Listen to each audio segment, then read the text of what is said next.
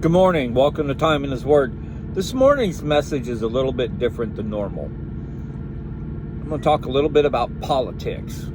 I know in the past I've made sure that I don't talk about politics on this site, but I think it's important this time, and for this reason.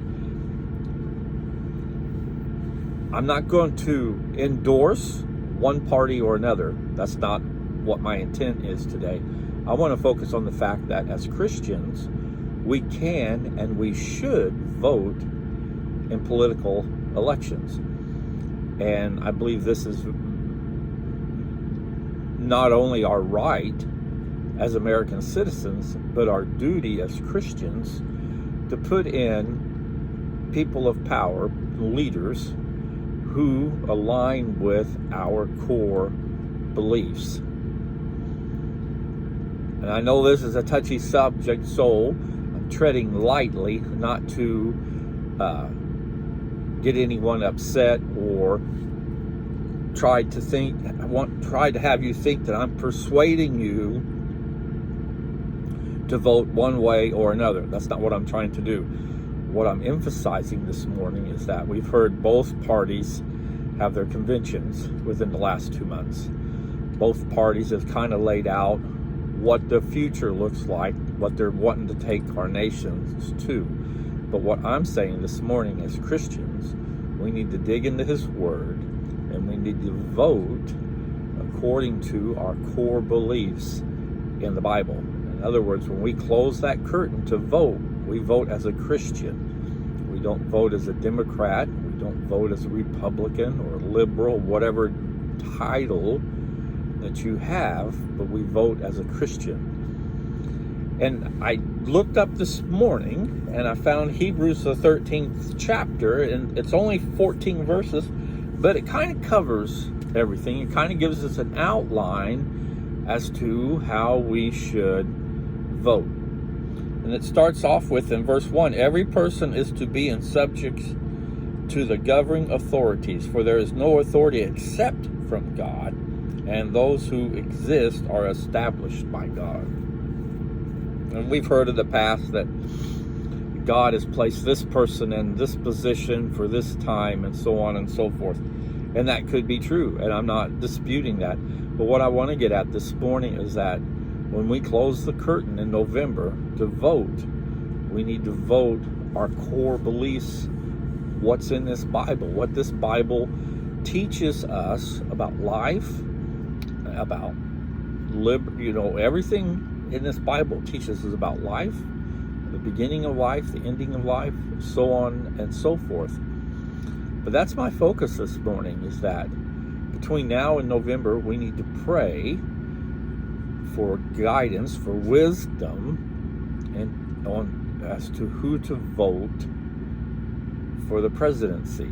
And like I said, once again, I'm not trying to persuade anybody one way or another. I think I've made that point. I think I've made my message right down the middle. But what I want to get at, like my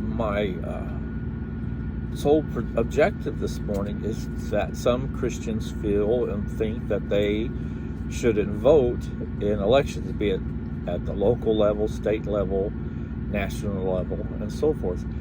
But I've always felt that that is wrong. Not only as an American citizen, that is our right and our duty to vote, but we need to have Christians as a whole to start voting more from the beliefs and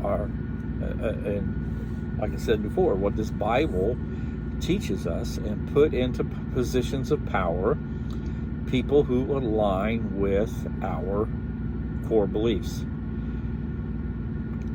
So if you get a chance today, read Hebrews the 13th chapter. It's only 14 verses. It kind of covers voting and who's in authority, and this is the passage where it talks about, we pay taxes, and what's owed to Caesar, we give to Caesar, and so forth. But the main thing that I want to emphasize this morning is that both parties have given us an idea of how they want to take us forward. And we need to, as I keep emphasizing, we need to vote our core beliefs. when we close that curtain, we don't vote, we don't leave our Christianity on the outside. We take it inside the curtain with us. We don't vote as a Democrat. We don't vote as a Republican. We vote as a Christian. And our core beliefs should guide us in how we vote.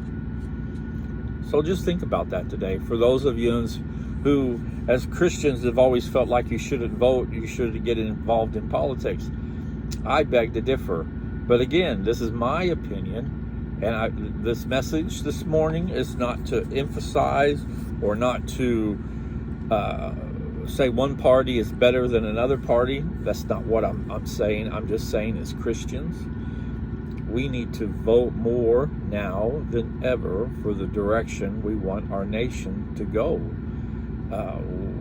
We can look around and see the turmoil.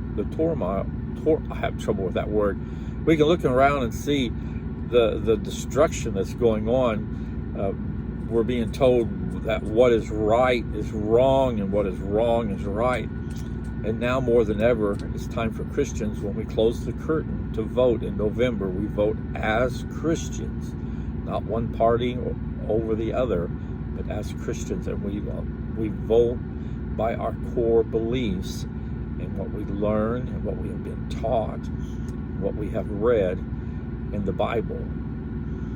That's all. I'm just saying that this morning, that come November, we should be voting. If we've never voted before, we should be voting. It's very, very critical this time. So, like I said, this message wasn't meant to endorse one party or another. Its intention is to emphasize, again, that as Christians, we should vote, and vote with our core beliefs, the Bible, and vote in the direction we want our nation to go, and get away from this idea that what is right is wrong and what is wrong is right. It's terrible. It's terrible. So, like I said, hopefully nobody got offended this morning. That wasn't my intent. My intent was to emphasize, again, that as Christians, we need to vote, and vote our core beliefs for the party that we think will do best to lead us